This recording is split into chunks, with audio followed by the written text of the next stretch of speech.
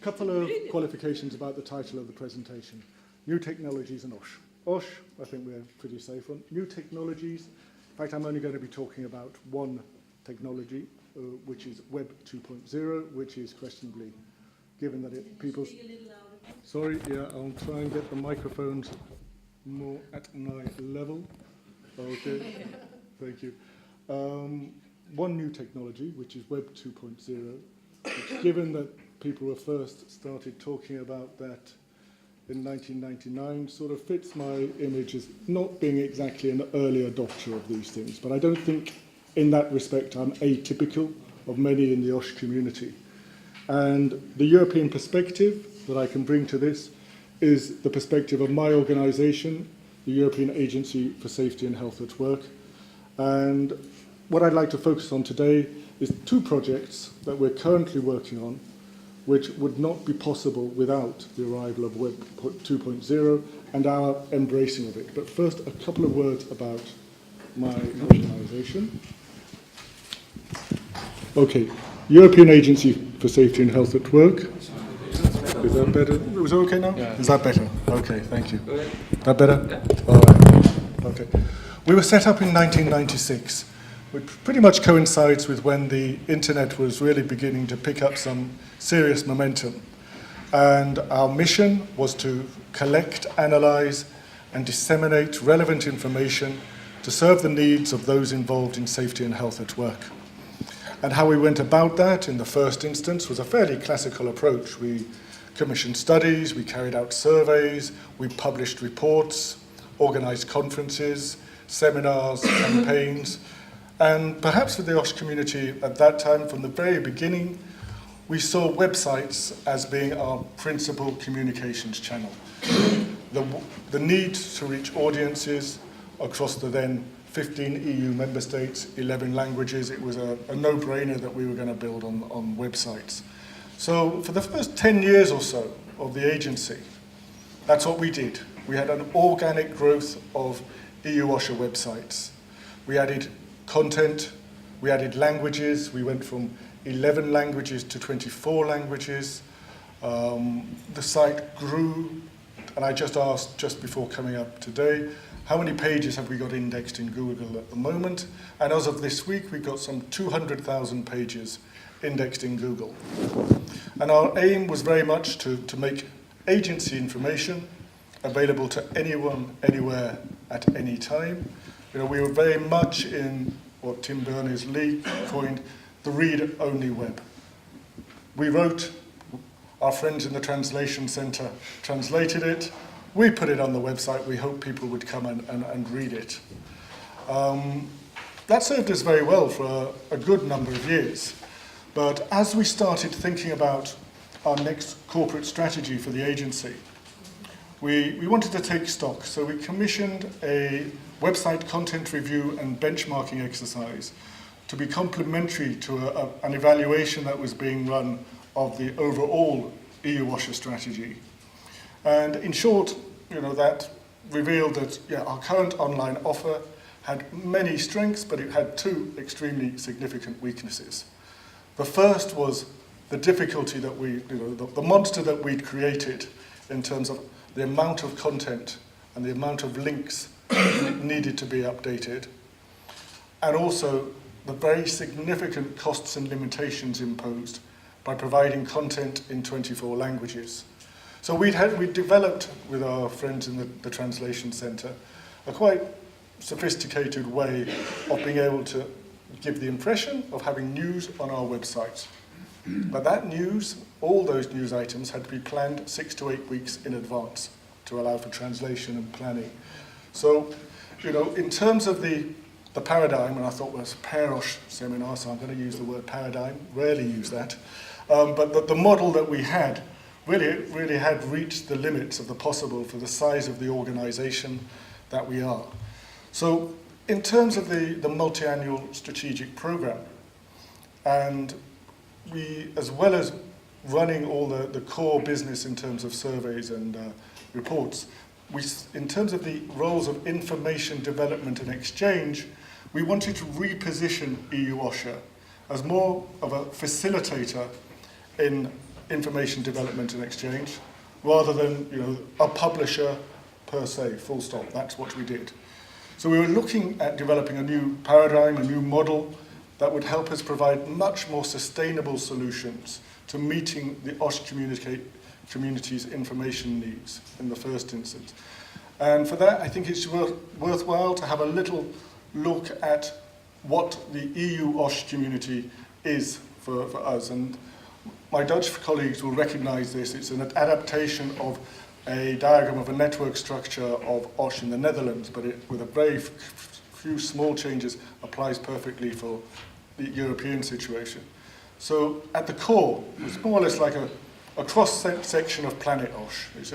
So at the core, we've got employers and employees, including 25 million micro and small enterprises spread across 28 countries, speaking 24 languages. Immediately around those, in the first layer, we've got OSH services, labour inspection, sector organisations, employee organisations, consultants, mainly providing support and advice to the core. In the second layer sit research institutes, educational institutes, organisations of professionals, standard setting institutes, many of those providing services to those sitting in layer 1 and being commissioned to do work by organisations in layer 3, ministries, central trade union and federations and employers organisations. And then sitting out, way out on the edge in the fourth layer, we've got national governments, organisations on EU and international level, and there we sit EU-OSHA. So for EU-OSHA to be able to have a dialogue with the people that we really want to help, employers and employees sitting at the core, we have to be fairly creative in our approach. There are 65 of us sitting in Bilbao. It's 25 million micro and small enterprises in the middle there. So we were looking at a way that could help us fulfill our mission, but engage and be relevant to all that OSH community sitting in those different layers. And that's where we started thinking about, well, does Web 2.0 offer a new paradigm for EU-OSHA, not just at the level of communications, but much more in our own strategic operations? Web 2.0 promised something that was more social, more collaborative, more interactive, and more responsive. In terms of the social aspects, well, we do have a successful Twitter account, we have a Facebook page, we have a presence on LinkedIn. But as I mentioned earlier, the elephant in the room that we have is this thing of multilingualism, of 24 languages. It's really difficult to have a conversation in 24 languages if you're sitting there and you speak English. So the things that were much more attractive when we started thinking about, well, how can we use this, are the other elements. Can we use Web 2.0 to develop platforms that are more collaborative, more interactive, and more responsive, particularly to the intermediaries that we want to work with to reach the core employers and employees in Europe's workplaces. So, we were embracing Berners-Lee's vision of a read-write web. And in the rest of the presentation, I'd like to sort of briefly go through two key projects that sit within these Web 2.0 years where we are reading and writing.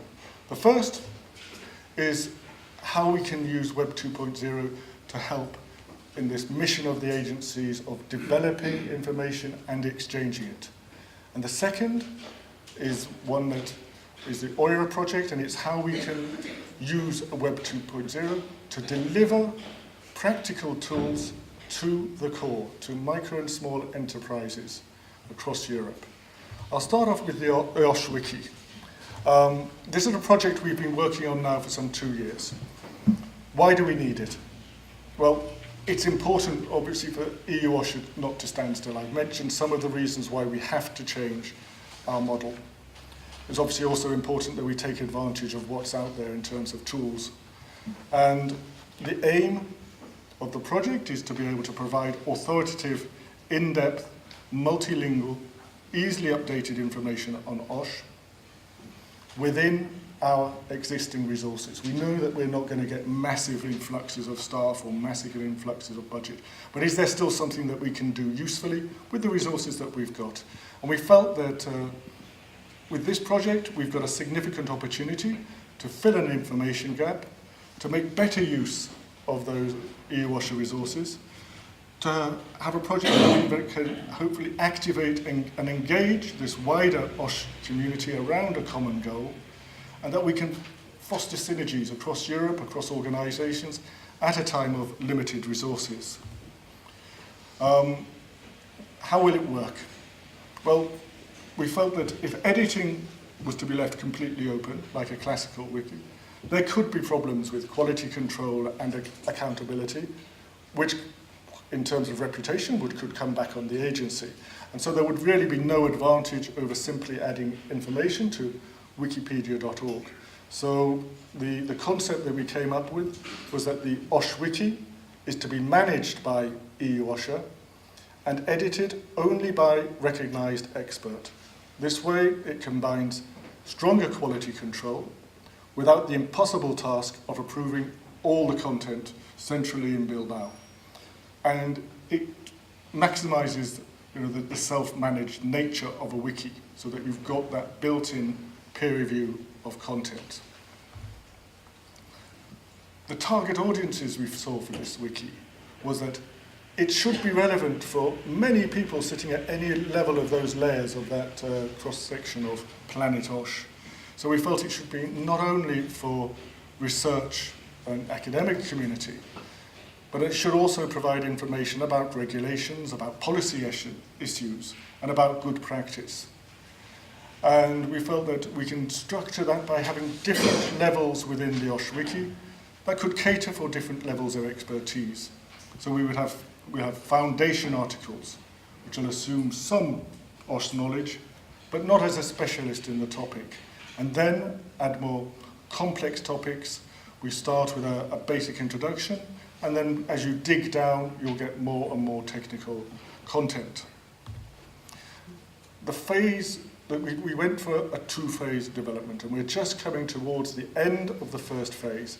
We felt that just to put up an OSH wiki with no content and invite people to start populating it was going to be a hard sell.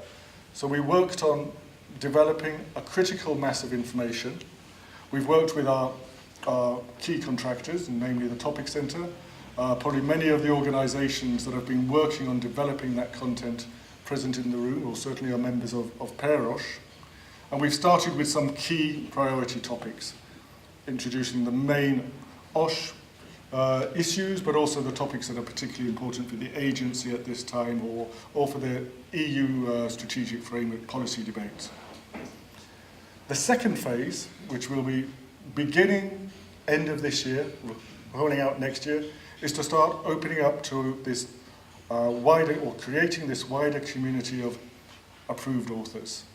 And the aim here is that EU-OSHA approves the authors, but not the content, so that we allow the peer review mechanisms of a normal wiki to ensure that the content is moderated, is of good quality.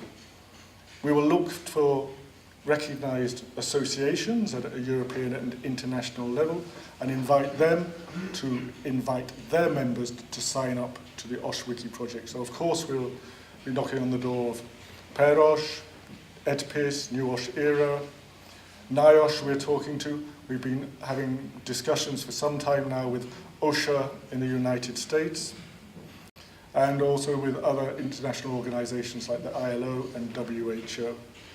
And we would basically accept that membership of such groups and societies would be taken as an indication of professional standing and expertise in the field, so therefore they would be accredited editors or contributors to the OSH Wiki. Now, this is something that we hope we will introduce the OSH Wiki, doing what we're calling a soft launch at the closing event of our current campaign in Bilbao in November of this year. Next year we hope to be starting building this OSH community around the wiki, And certainly I will be coming to some of your institutes and people saying, look, potentially this is a very easy win. People are writing up their research, their reports to write an article for the OSH Wiki and put it online is something that really wouldn't be a big burden for many people, but would be very useful service. And if, which we hope, we can get the OSH Wiki with sufficient credibility, it could even serve to help people in this sort of public and parish environment, that we've got somewhere that we're publishing OSH information quickly and in a timely way, and also putting it up for peer review and for comment. So the OSH Wiki is a project which is just entering its public phase. We have a target of opening the site to the public for the World Congress, which will take place in Frankfurt in August of next year. So I very much hope that with your support, we'll be able to realise that goal over the coming months. Second project, which I can go through fairly briefly, because many of the points that I wanted to make, Gavin covered when he presented the BSmart tool. But it's the project that we've got on online interactive risk assessment.